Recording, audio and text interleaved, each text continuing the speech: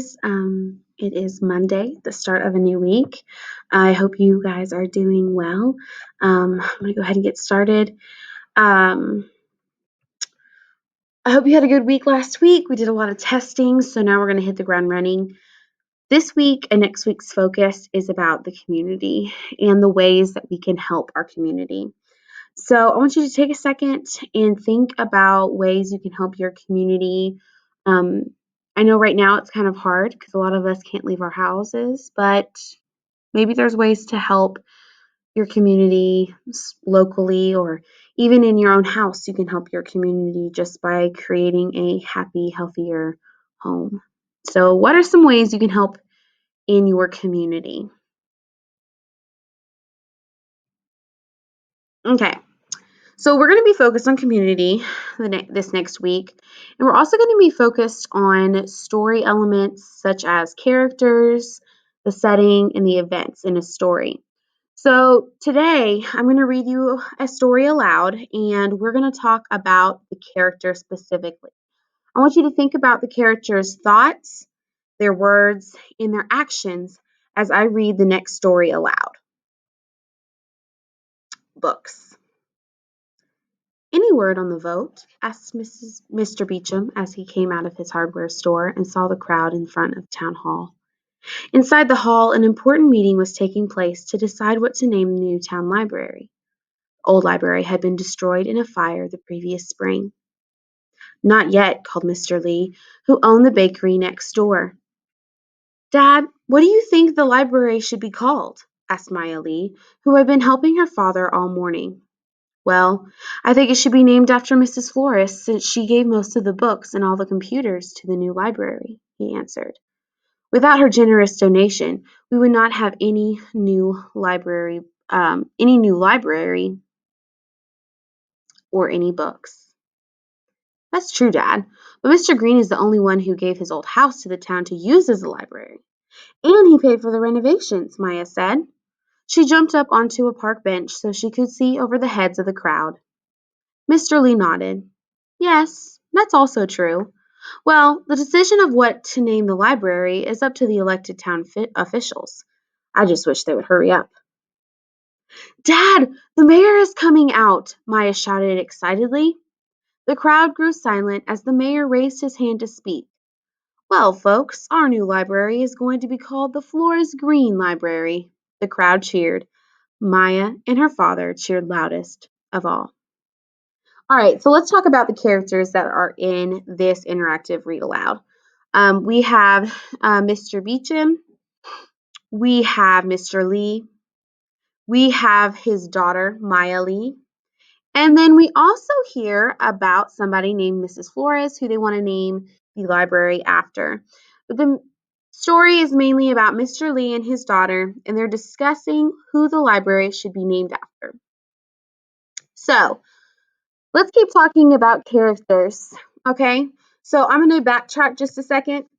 We're going to talk about the characters' actions. So we know some of the characters' actions are when Maya jumps onto a park bench so she can see over the crowd. We know some of their actions are when they are walking to the dedication for this new library. We know they cheer. That's another action. Um, One of their thoughts, you could think of thoughts as almost what they're thinking internally. Sometimes we have to infer that. Okay, so we can tell when Maya says right here under "That's true, Dad, but Mr. Green is the one who gave his old house to the library to use as a library, and he paid for the renovations." So right here, her thoughts might be skeptical. She might be wondering if Miss Flores is going to be recognized or Mr. Green. So she might be questioning what's going to happen. Finally, let's look at the words. Dialogue is an important part in any piece of writing, especially in what we're reading right now, which is called realistic fiction. Okay, for the next couple of weeks, we're going to be focusing on realistic fiction. What that means is that it's fictional, so it didn't really happen, but because it's realistic, it could happen. We can imagine a father and daughter going to a dedication for a new library. So we're looking at this and we're looking at the words and the dialogue. And in order to do that, we have to check for quotation marks. Okay, so there's a lot of dialogue here. There is, Dad, the mayor is coming out. That exclamation mark tells us that she's excited. There's also a question. Dad, what do you think the library should be called? So we can look at the dialogue in the story to also give us a clue about more of the character. Okay, so the character Maya, we learn more when she shouts excitedly.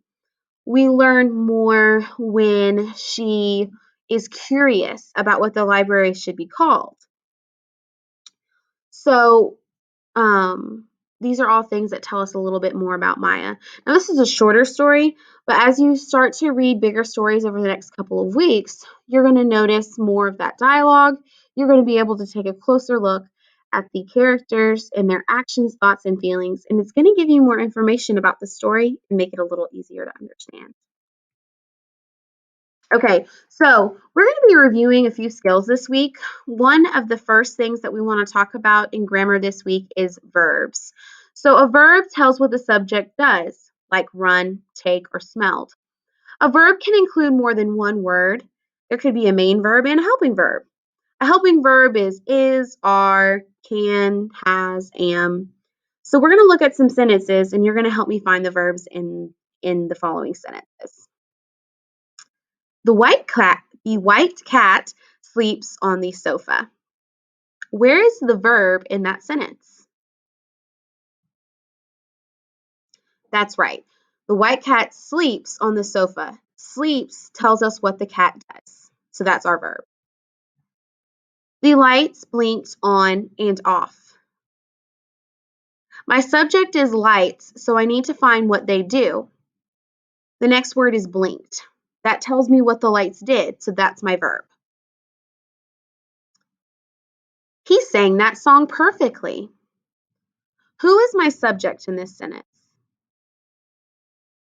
What is he doing? That's right. He sang.